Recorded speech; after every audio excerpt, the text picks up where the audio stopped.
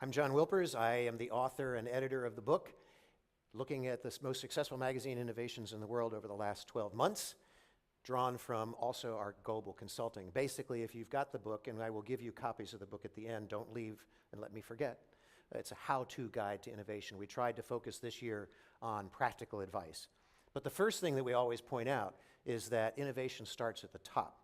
Whether you're at an association, no matter where you are, and top is defined as both the head of a company or the head of a department. And it has to start at the top because you have to model, encourage, reward creativity and risk-taking. Because if you don't, nobody will feel safe enough to try it because it's very risky. If you fail, you could lose your job. So unless you allow them to fail and change the culture, it won't work because everywhere we go, the culture is the most successful defense mechanism against change anywhere. So if you empower your staff and management to take risks and publicly recognize them for success, there's nothing more successful than walking around and just as a pass-by say, great job with that, whatever. Everybody around that person notices you as the executive making a comment about someone else. But if you don't give them the training on how to do video, how can they be interactive? How can they be multimedia? So we encourage you to do that. We're going to skip that. One of the most important steps to innovation is to decide what to stop doing. Because your staff will say to you, look, I don't have time to do anything new. I'm way too busy right now. So what you have to do is look at what they're currently doing, weigh it against your mission and vision, and say, well, we can stop this and this in order to be able to do this and this. In Mexico, a client had reporters writing 18 stories a day. 18 a day? How much value was there if you're spending, 15 minutes on a story? So we cut that back to allow the creation of one video a week. We also don't encourage separate innovation vice presidents because what that does is say, good, you're responsible for innovation. I don't have to. I can just keep doing my job and not get interrupted. Okay. So how to solve the ad blocking crisis? Who caused it? Who can solve it? There's a mirror there for a reason. Okay? We're going to take a step back and look at the origin of ad blocking. What was the media's original sin? Anybody guess?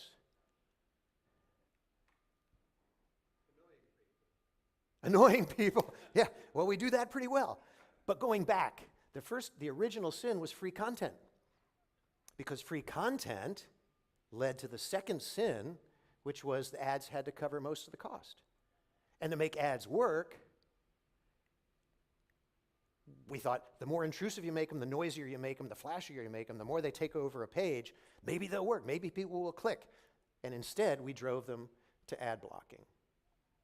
So we have offensive ads, animated ads, oversized ads, autoplay ads, sound-enabled ads, page takeover ads, data-heavy slow-loading ads, personal data thieving ads. It's a mess. It's an unbearable user experience, right? And we're surprised that they ad block. So we're going to do a test.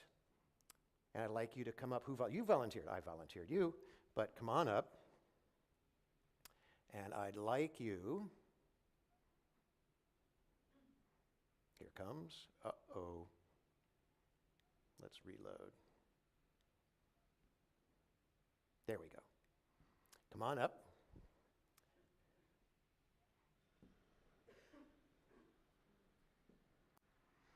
Ah. So trust me, it's fun, it's extremely, which one? This top one. It's extremely eye-opening. Every single presentation we've done to date, nobody has gotten 100, I think one got 80. Almost all the websites we looked at got 40 out of 100. So you can, and what's nice about it is it shows you what's wrong. It says your images are too big, you're too many requests on a page. So you can start with this, and you go to these several, there are 3 sites that I use. The Google themselves, and when you get results, it tells you what's wrong, and then, okay, we're consistently having, there we go, nope, there, yes, Pingdom, okay, and GT Metrics. So if you go to those, they will take a look at your site and give you download time, size of the page, speed, and what is holding you up, how much data is coming in, how many requests are being made. Very, very useful. So what readers say after all this abuse is they say, basta, basta, right? I've had enough. They're doing what anybody who feels abused in a relationship does, and they throw you out. They say, I don't want you in my life anymore. Ad blocking, 41% growth. 88% growth here in the UK. If I was a publisher in the UK, I would be very worried. But what it says is it's not like if you're in India or someplace else, Russia, that it's not coming. It's coming, it's just not there yet. Interruptive ads. Look at these numbers. 34%, 32%. The loss? $41 billion. Who's to blame? Publishers are to blame. Brands are to blame. The ad tech people. Ooh, if we can do something, let's do it. Not, this is going to work. Just let's do it. Or are the ad blockers? This guy, the head of the IAB, says that ad block is an old-fashioned extortion racket, gussied up in the flowery but false language of consumerism. He's not entirely wrong, but if they can use consumerism to get you to pay them to block ads, they will. So what's the solution? Pay off guys like that. Pay them the money, they'll whitelist you. Cat and mouse games right now, native and pre-roll can't be spotted, but that won't last forever. Lawsuits, we know how Axel Springer has done. They're 0 for 3 in their lawsuits. Extortion, tell the readers, you got to pay me or ain't getting anything. Subscribe or pay up. Beg, oh please, please turn off your ad blocker and then we'll let you have content. However, that has worked with some people. And the guilt trip, look man, we're paying for this journalism, somebody's got to pay us, right? Build got 66% of their ad blocking population to turn off their ad blockers or whitelist them, which is not bad. Norway, 20%, Forbes, 42%. But there's a catch. The ad blockers have figured out your pitch, and they will block your pitch as intrusive. So you think you're sending a pitch back to the reader saying, please don't do this. They're never seeing it because the ad blocking software is blocking that. So the idea, don't focus on the messenger, don't kill the messenger, fix the problem. Shut up and fix it. Make it rewarding. Remove the reason that they're ad blocking. Now, of course, you're not going to solve the problem across all websites, but at least you can solve the problem on your website, and people might then whitelist you. Limit the data calls. That's step number one. How much stuff are you demanding when you send one page to a user? Only preload ads that you're about to view. Just abandon the bad ones. In Norway, the publishers got together, and so not one publisher or a single publisher, it was a group that said, look, let's tell the advertisers we're not going to accept any of this stuff. And make relevant ads. Make them live up to the standard of excellence that you hold your editorial to. We're going to skip this guy. He's a millennial, and what he says is advertising is not the future. The future is paid content, because millennials don't want to spend their money on advertising, watching things that have ads. Data to solve your problems. I talked about this yesterday. Most publishers have tons of data. We all have way too much data. We just don't know what to do with it, right? Every company I go to, oh yeah, we have a data report. It comes on my email every day. And I say, do you read it? Well, no. And besides, the data they're giving the editors is how many page views did you have yesterday? Any number absent another number by comparison is useless. And they're not looking at trends. They're not looking at how can they take that data and learn from it to either stop doing things or start doing things. So with data, you can increase traffic, conversions, ad sales, identify new products, enable readers to get what they want, aggregate audiences around content. It can show you where they want to be and what they don't. Database technology to learn about audience behavior, and then all of these things. This guy, we worked with him. He's Hanley Wood. He's the CEO. They are a B2B publisher of about 30-some titles. When we got there, they were about to go out of business. They had millions in debt. We and they worked together to create a company that was data-focused. They got capital investment, aligned the top management, broke down silos, remade the culture, and when I got there, they had 64 databases that didn't talk to each other. Circulation, customer relations, editorial, marketing, no talk. Then they put all the data through all the departments, made them all work together. And with that investment capital, they hired 20 data scientists. I'd be happy with one, right? Or even shared, but 20. And so what they did was they were able to inform their editorial decisions, long-term consulting, marketing engagements, website development, and they actually created a new profit center, data as a service. Data went from not only zero revenue, but a huge headache and a drag on the company to their leading source of revenue because they have information that nobody else does. Nobody else has your information about your clients, which is a niche of people that advertisers want to reach, and you're the ones who own that. So we say, for editorial, hire one, put it in editorial. Most places they have somebody like that, but they're always attached to marketing or sales. And I've tried at a couple companies to say, look, can we borrow this guy for a day, a week? But he's not focused, or she's not focused on it, because that's not who writes their checks or does their reviews.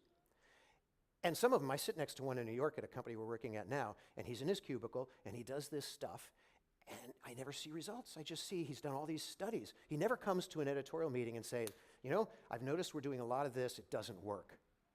But then every time we did one of these, it does work. So maybe we're looking at a new product, or maybe we're looking at stopping doing some things. Require them to make decisions. Distributed content.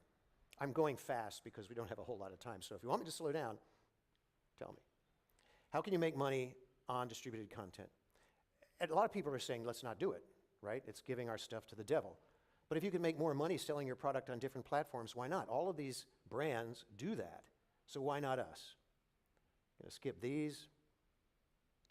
So think of it this way. If the New York Times did a deal with CVS, which is a pharmacy company, to have their edition sold there, nobody would be saying, oh, we're handing over the keys of the kingdom to CVS. No, we're not. We've just got a new distribution platform. But you have to have two big caveats filled. You have to have the ad format and revenue share, and you have to have the data. Currently, well, I'll get there in a minute. Why go there? Social networking is the #1 activity, bar none. So if you're not there, you're not being exposed to new people. They send more referrals than anybody else. They have huge audience, they have speedy delivery, massive sharing. So if you want to get in front of people who don't know who you are, that's the place to do it. Their load times, have anybody used Facebook Instant Articles? They have the little arrow in the, yeah, it's really cool. You press it, and boom, there's the article. That doesn't take you off site. You don't have to wait for a site to load. You get it right away. And they have audiences growing faster than we could dream about. They also have, we don't have tech experts figuring all this stuff out, constantly working on making the user experience better. They do. And the sharing of native content is intense. So basically, anytime you make an experience that is better and faster, people will love it. Right now, Apple and Facebook give publishers 70%, and Facebook shares data. Remember, it launched last fall, and in December, the publishers made such amount of noise that Facebook came back and changed things to allow more ads on a story. They had a limit, and they increased the limit. They allowed Facebook-only ads, so you could have campaigns that were built for Facebook-appropriate stuff. They allowed related articles at the end, so that's revenue. That's native content. And they noticed that publishers weren't selling all the ad spots, so they sold the ad spots and gave the publishers 70% of the revenue. And the result, this is amazing. Publishers are making now as much on Facebook on a per-view basis as the publishers are on their own website. Right? This guy, Business Insider, says they're pleasantly surprised to see monetization is as good as it is. And they allow, this is the perfect Facebook Instant Article. You can put ads on it. You can put a click to your e-newsletter subscription. You can do a subscription button for subscribing to the magazine, put related stories or revenue stuff at the bottom, and share buttons. It's a pretty nice package. And it's open to everybody. So anybody who wants to do it can do it. I'm going to go right through here. These are publishers basically saying there's no risk, and these guys are putting, look at that, 60 to 70% of their content on Facebook, and in the case of Slate, 100%. Slate says when you find a place where people are and where you give them something they love in that place, it'll grow over time. And that's what they've experienced. The challenge is, however, as nice as it sounds, it's not cheap or easy because each platform has different tech and each platform has different content. You can't put the stuff on Facebook you'd put on Instagram. You know, each platform has a different thing, so it takes time. Not all ad formats are accepted, so you have to go through and create ad formats around their things. No ads on video, and then some links. This stuff, Outbrain, is not allowed. Small deal. So this guy here at Bleacher Report is saying if you have a piece of content and they want to put it on Vine and Snapchat, they have to do it differently for each, which means an allocation of manpower and time. So basically you have to decide on one and stick with it. Facebook gives you great data. Instagram, Snapchat, and Apple, not so much. So again, we think Facebook. This guy says, don't do it without the data, folks, because data is it. Keep in mind where the real value is. The real value is in the relationship. So what Facebook delivers is a chance to develop a relationship with people you don't have one with, and Facebook will give you the data to figure out who they are and how to get back in touch with them. So we say, jump into one. Give it a try. What's to lose? You can always back out. Micropayments. Anybody use micropayments currently? Everybody know about Blendle? Yes? Okay, no? All right, well, so how do you get people to pay attention? The critics looked at micropayments and said, well, it will not work. It's been tried and failed. This guy says, guess how many times has a micropayment system has been successfully tried in the last 17 years? If you guessed 0, you'd be right, okay? But to me, just because something failed the first time it was tried doesn't mean that it's going to fail ultimately. So I thought, what's a good example? So guess how many auto companies failed in the United States alone between 1890 and 1915? Oh, come on, guess, huh? 1,000? 50. 10? 0. All right, the answer is 381. So 381 companies went in and out of business in the auto business, and now it's, it's the hugest thing around. So for me, it was, you look at these complaints, the mental transaction cost. Ooh, do I want to pay for this? Do I not want to pay for this? Complicated system, discomfort paying online. iTunes changed all that. Now people are accustomed to paying online, not a problem for single items. These 4 companies are digital wallet systems. They're working, and these 4 are focused on media. Go through them. Blendle. Blendle aggregates content, newspapers and magazines within a country. They get to a certain mass, and they go live, and put it all in one aggregated place on their site. They charge an average of 20 cents a story. OnePass, unlike Blendle, puts your stories on your site, puts the micropayment system on your site so that you can see, the users can see stuff in your environment. So it's not just your story, but it's your story and everything else. Imanesa, cloud-based system, same. The nice thing about these guys is you don't pay anything until a reader pays you. So you can test micropayments at literally no risk. Tipsy, this is kind of a touchy-feely. They think writers should be tipped for their stories. That's a nice sentiment, but to me, that's for nonprofits. Micropayments aggregate 6 answers to the what if. What if you could read all the journalism you want in one place? What if you only had to register once? What if you only paid for stories that you actually read, liked, and were interested in, and you could get your money back? Publishers went white. Give money back? We don't do that. We don't do that. But what they found was 5 to 10% asked for their money back. They all want to think they can get their money back. They like the idea, but they rarely do. Not be bombarded, not be pressured to subscribe. So these 2 guys say they're proving that people do want to pay for journalism. And what they've learned, they had 500,000 people sign up in the Netherlands and Germany. And the best part is that the majority are under the age of 35. I was in a restaurant in Belgium, and I was working away, and my screen was open, and 2 kids behind me, they had to be 20, and they looked over and they said, what are you doing?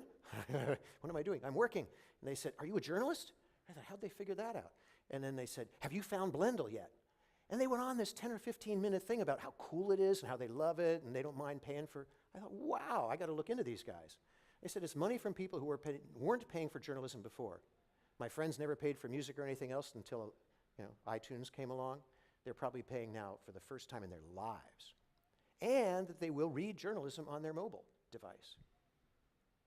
Coming to countries near you, France perhaps soon. Blendle said, okay, here's what we've learned. Micropayments work for journalism, not commodity news. So if you can get it someplace else, nobody will pay for it. If it's unique, they'll pay for it. And they punish clickbait. Clickbait ad, like the top 10, whatever, gets the most requests for refunds. It also is a great measure of quality. If people are paying for something, chances are they like it, and if you can watch trends over time. And what they discovered was the other reason publishers didn't want to do it is that, well, people are going to figure it out. Don't have to subscribe. I can just do Blendle. They found out 2 completely different audiences. Completely different. So it's new revenue. The way it works, you submit your payment details once, automatically get a $2.50 gift. For each story, a small fee is deducted, but not until the end of the month. And if they don't like it, the fee, press a button, refund, get it back right away. Publisher gets to set the fee. They're pretty low, but this is a volume business. They get 70% of the revenue. Readers get a catalog to choose from that they can control and that the editors contribute to. So if you put a single ad on sale, it meets the needs of the iTunes generation, which is willing to pay for stuff, but they like the idea of snacking. But then they can also be approached for subscription, because Blendle doesn't do it, but a couple others do, where if you pay up to an amount that equals the subscription for the month, you get the whole thing. So why not do that? That makes a lot of sense. Okay. We did mobile, so we're going to back out of mobile. And although there's one slide I just want to reiterate from yesterday, because I think it's so important and so doable, right here. Remember this from yesterday? Oops. How we went to this company and we said, when do you produce your content? And then let's map when your readers come online to read your stuff. So here's where they produce the content, 2 in the morning. Here are the readers. Nothing right up to there. Same thing, not as bad here. Oh dear.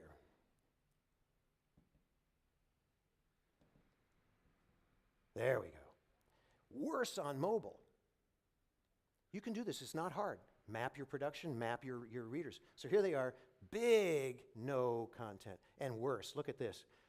Their content just disappears in the late afternoon and evening, and their readers are at home reading stuff that was created back here at 1 o'clock in the afternoon. Bad idea. Okay. So we're going to jump ahead to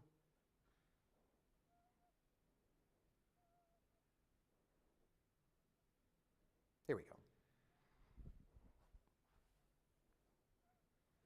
Okay, so several people asked us last year, how do people figure out what's going on, what we should focus on that's new and different? How do you find and spot trends and make money from them?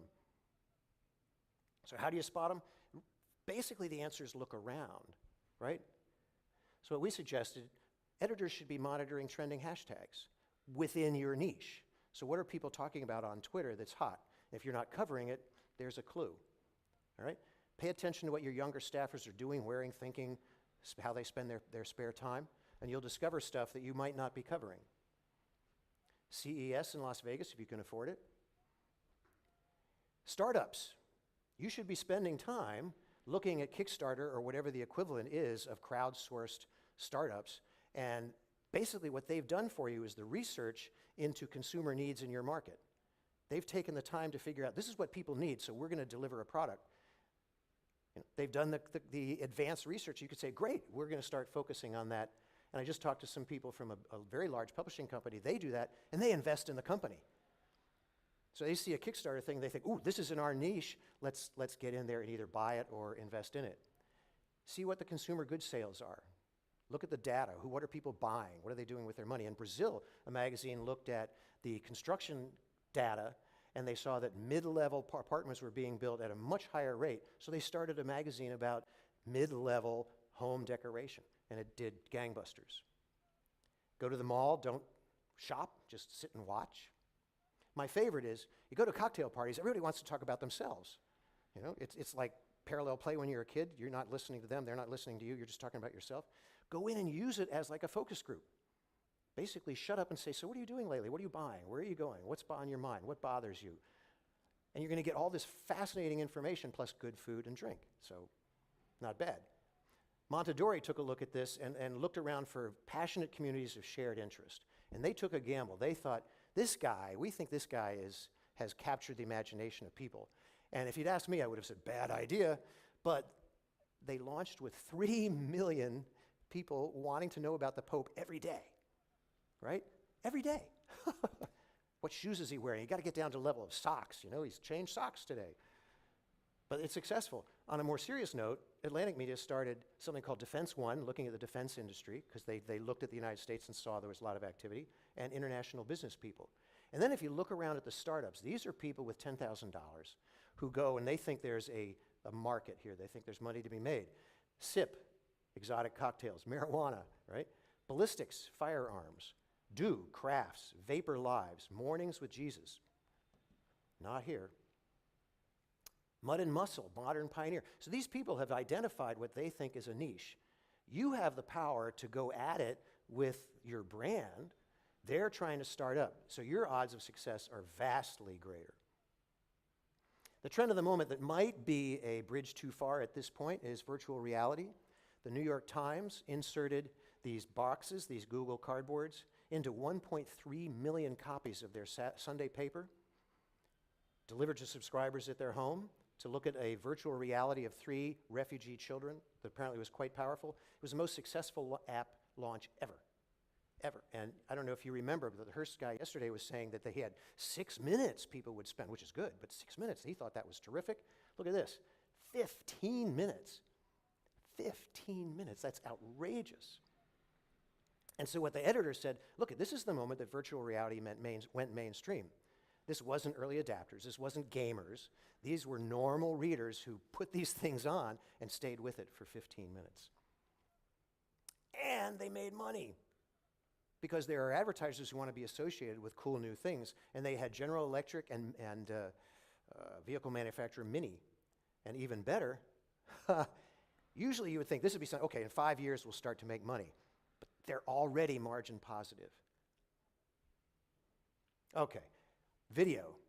Every conference I've been to, video. You got to do video. Video's hot. How do you do it efficiently? Well, the web is now a visual medium. We watch, I couldn't believe this number, 11 billion videos we watch a day. 11 billion. 80% of content will be video. All this stuff in China, 75% are watching it. Advertisers are switching over, moving their things. It's hot. So you would think that doing video is a no-brainer, right? But it can be extremely difficult to do, extremely expensive to put together. You have to have, let's see here. You have to have bandwidth, you have to have content acquisition, you have to have staffing, you have to have equipment. Now, it isn't to say that you can't do it cheaply. There's a magazine group in Canada that we worked with around agricultural products, including manure. They have a magazine called Manure. They do videos. They hired one guy. I don't know what they paid him, $30,000 maybe. They spent $15,000 for equipment and $15,000 for a green room. That was it. He produces 8 editorial videos a week and 8 advertising videos a week. So you don't need to spend a grand fortune. So here are 7 strategies for doing video effectively and inexpensively. Pre-roll. Even though I said a minute ago, pre-roll, kind of hard to tell where you're going to get your money from. But if you determine in advance who you're going to sell to, what the topic is, you can go get your advertiser for the pre-roll before you actually commit the resources. Launch products. This is for somebody who wants to really go the cheap route, which is you go to a content creator, they develop a package, deliver it to you, and write you a check based on the advertising that comes in. If you launch with videos that are in-stream, you're reducing your costs. And do it for clients. Channel sponsorship. I work with Global Post, which is an online global news service, and they found that they couldn't sell advertising, but they could sell sponsorships because people wanted to be associated with great reporting on a topic that was of interest to them. Brand integrations, native content. Time and Meredith, when they're planning their videos, saying, okay, let's do a video on this, but let's do it in a way that will allow us to reuse it over time, spreading the costs of it over multiple uses, and then spreading the ability to sell ads as well.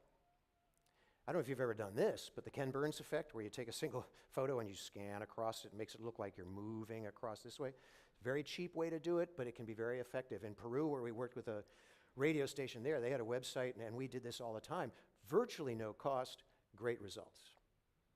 And then El Canada and this other company got together to create videos that were shoppable.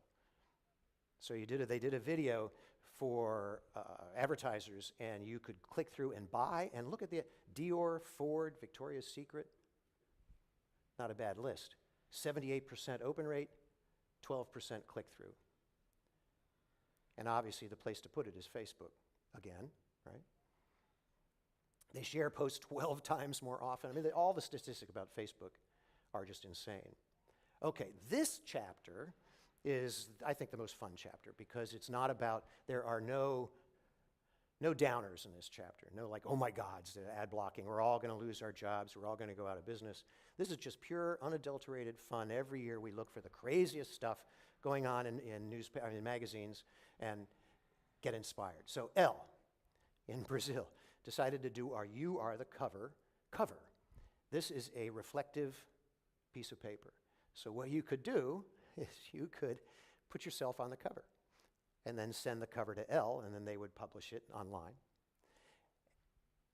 No models, no cinema stars, just a mirrored surface in the Elle flag. What I thought was really cool, I have two daughters, so this is going to definitely appeal to me.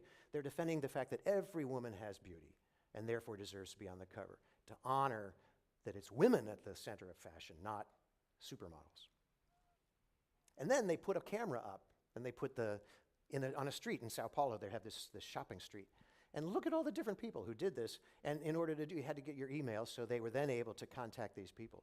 Now, some of them might not be candidates for Elle subscribers, but a lot of them were. Caras, I don't know what it is about Brazil, but Brazil seems to have the most imaginative stuff.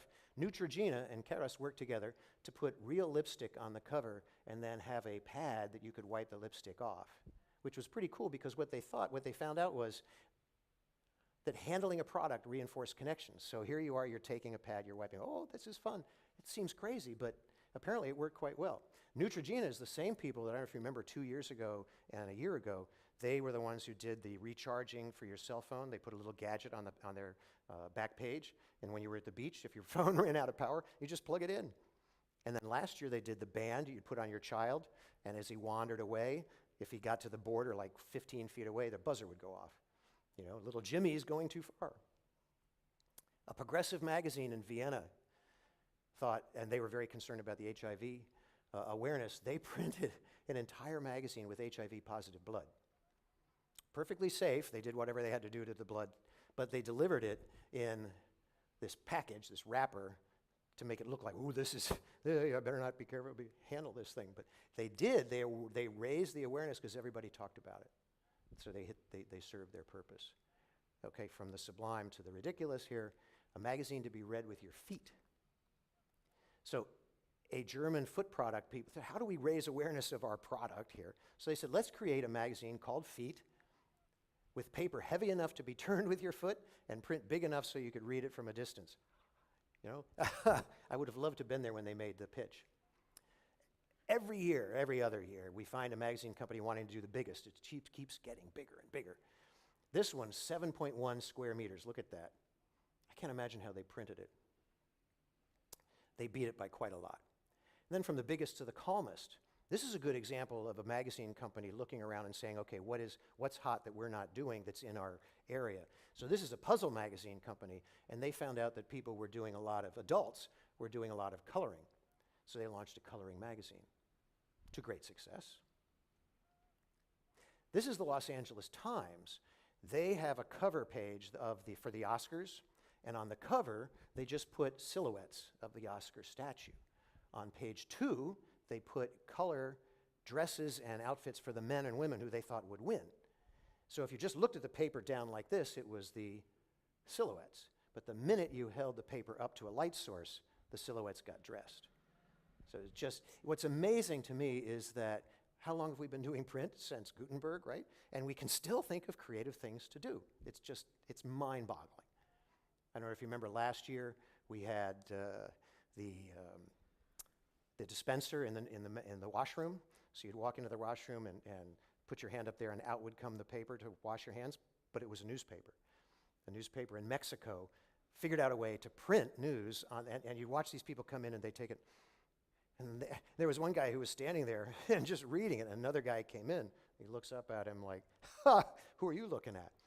But it just, the ability to be imaginative and creative. All right, going to leave you with one last thought, and it's I hate to repeat myself, but if you don't lead the way, starting Thursday, were you there for the pledge, right? Okay, I'll remember. So if you don't change your future, it ain't going to happen. I've been at so many companies where you walk in and you say, let's do this, and then the management doesn't get behind it and reward it and say, it's okay to fail. It's okay to try new things. None of your staff is going to step out there and take a risk if they think it might cost them their job. So you got to do that. This is that native ad again, right? I'm branding it. This is my native ad. This is what we do. We come into companies and we help. I always use the staff to make change happen, because the staff could be like the Viet Cong. You try to make change and they're going to trap you. They're going to stop it, guaranteed. But if you make them part of the solution, if you ask them what the problems are and how do they want to solve it, it always works. We have yet to have a situation where it doesn't, because they're in control of their own future. And people value that. You appeal to self-interest to benefit the company. I sound like a union organizer, right? So these are some of the companies we've worked with. And it's no exaggeration to say your future depends on it, because there are a lot of people out there who are digital natives and they have none of the fixed expenses you do. And they have their fingers on the pulse of the people they're trying to reach, who are your readers too. So if you don't, you've got the advantage of your brand, but you're going to squander it if you don't change, and change quickly. Okay, we actually finished a little early.